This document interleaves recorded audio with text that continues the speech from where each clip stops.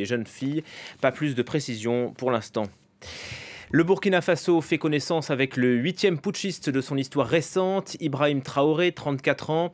Il dirigeait jusqu'ici le corps du régiment d'artillerie de Kaya. Le capitaine promet d'expédier les affaires courantes jusqu'à la désignation d'un nouveau président de transition civile ou militaire. En tout cas, c'est une nouvelle ère d'instabilité qui s'ouvre au Burkina. Florent Rodeau. Ouagadougou, vendredi dernier. Des militaires en armes bloquent l'accès au quartier de la présidence. Paul-Henri Sandaogo Damima vient d'être démis de ses fonctions. Il est remplacé par le capitaine Ibrahim Traoré.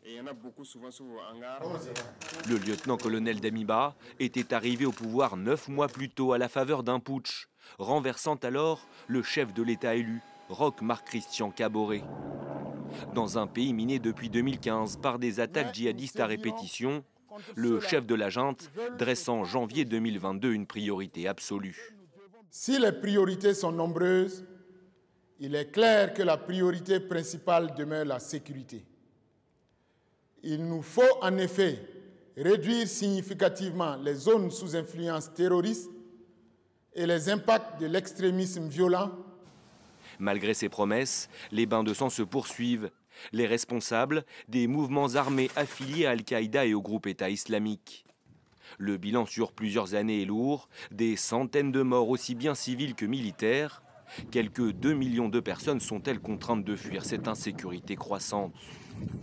La semaine dernière encore, un convoi qui devait ravitailler en vivres la ville de Djibo au nord a été pris pour cible par des djihadistes présumés. D'autres attaques ont particulièrement marqué l'opinion publique, comme le massacre en juin dernier de Seitenga, où au moins 80 civils ont été exécutés. Selon l'ONG ACLED, le Burkina Faso est devenu l'an dernier l'épicentre des violences dans le Sahel devant le Mali et le Niger. Aujourd'hui, 40% de son territoire échappe à son contrôle. Autre défi de taille pour le nouvel homme fort du pays, le capitaine Ibrahim Traoré, apaiser la fracture au sein de l'armée, une crise interne qu'il a lui-même reconnue samedi dernier. Notre invité